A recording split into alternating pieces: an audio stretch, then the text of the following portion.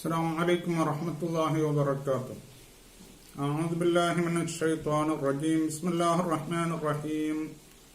الحمد لله رب العالمين والصلاة والسلام على سيدنا محمد وعلى آله وصحبه أجمعين.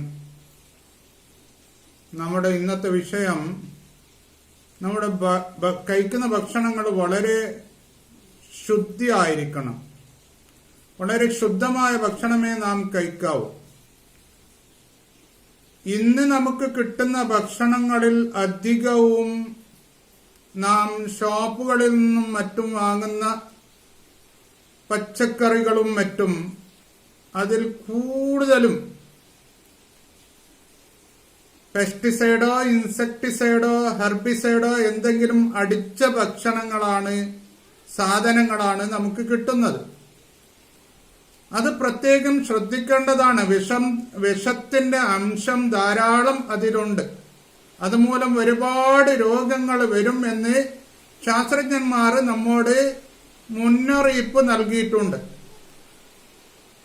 അപ്പോഴേക്ക് നാം ഇന്ന് ഷോപ്പിൽ നിന്ന് കൊണ്ടുവരുന്ന പച്ചക്കറികളും മറ്റു സാധനങ്ങളൊക്കെ, എസ്പെഷ്യലി പച്ചക്കറി ഫ്രൂട്ട്സുകൾ, ഇവകളെ എങ്ങനെയാണ് നാം ശുദ്ധീകരിക്കേണ്ടത്? മെഡിക്കൽ ഫീൽഡിലെ വിദഗ്ധർ പറയുന്നത് അവരുടെ ബുക്കിൽ എഴുതിയിട്ടുണ്ട്.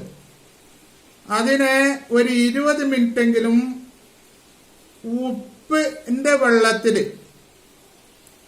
ഉപ്പിട്ട് വെക്ക. ഈ സാധനം അതിൽ 20 മിനിറ്റെങ്കിലും വെക്ക. എന്നിട്ട് അതിനെടുത്ത് 4 പ്രാവശ്യം കഴുകിയാൽ മാത്രമേ അതിന്റെ പുറത്തുള്ള വിഷാംശങ്ങൾ നീങ്ങുമെന്ന് അവർ പറയുന്നുണ്ട്. നാം അങ്ങനെയല്ലല്ലോ. അതിനെടുത്ത് കൊണ്ടുവന്ന് ഒന്ന് വെള്ളത്തിൽ കാണിച്ച് കഴിച്ചു.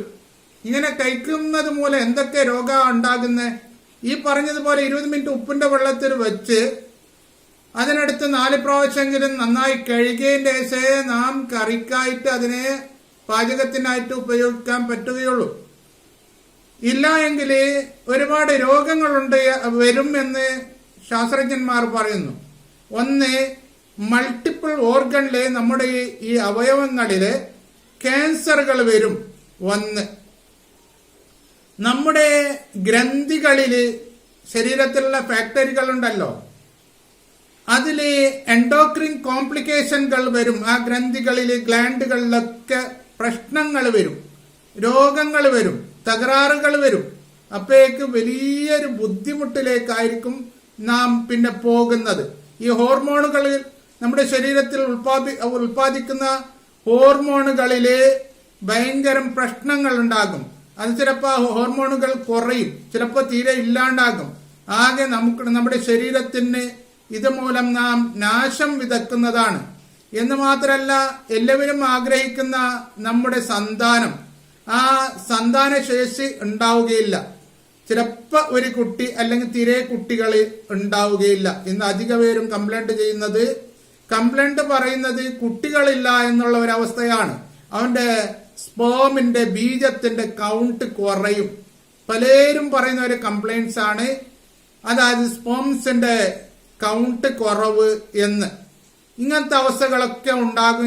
ഇത് മുഴുവനും അധികവും വരുന്നത് ഈ നാം ഫുഡിനെ പറ്റി ശ്രദ്ധിക്കാതെ, അതിന്റെ രൂപത്തിൽ അതിനെ ശുദ്ധീകരിക്കാതെ കഴിക്കുന്നത് കൊണ്ടാണ്.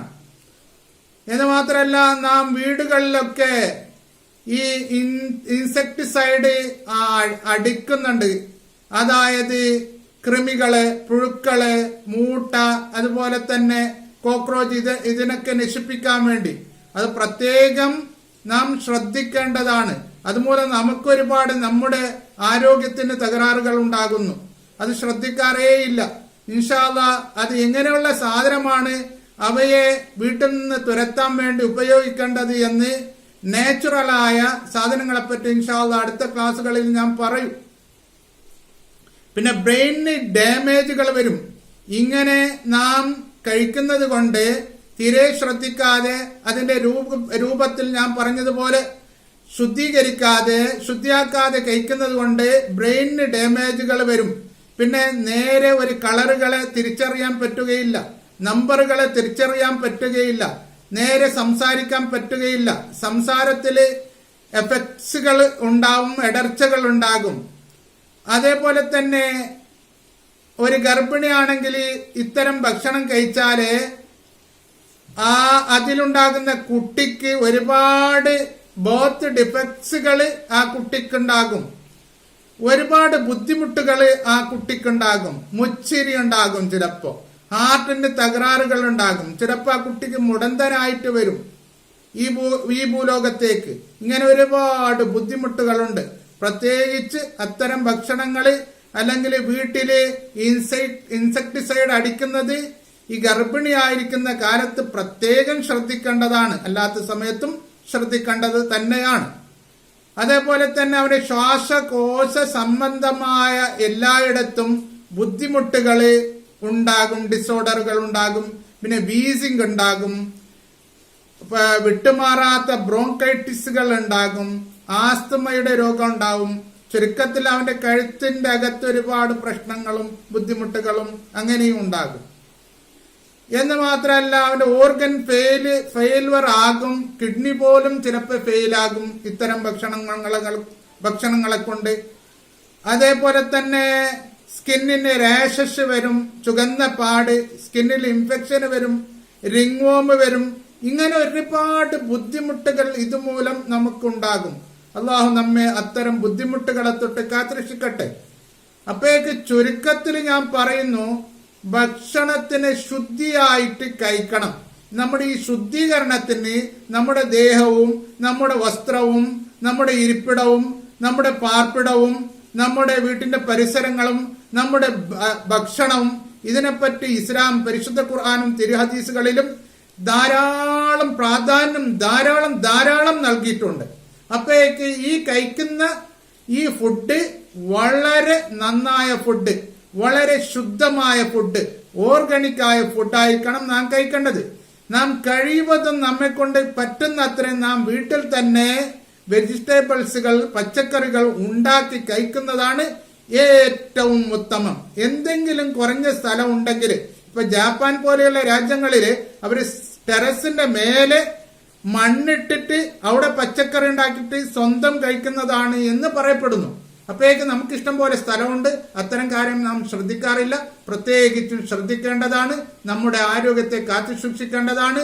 നമ്മുടെ ആരോഗ്യത്തെ കാത്തു സൂക്ഷിക്കുവാനും അള്ളാഹുവിനെ പേടിച്ച് ജീവിക്കുവാനും അള്ളാഹു നമുക്ക് തൗഫീഖ് നൽകട്ടെ.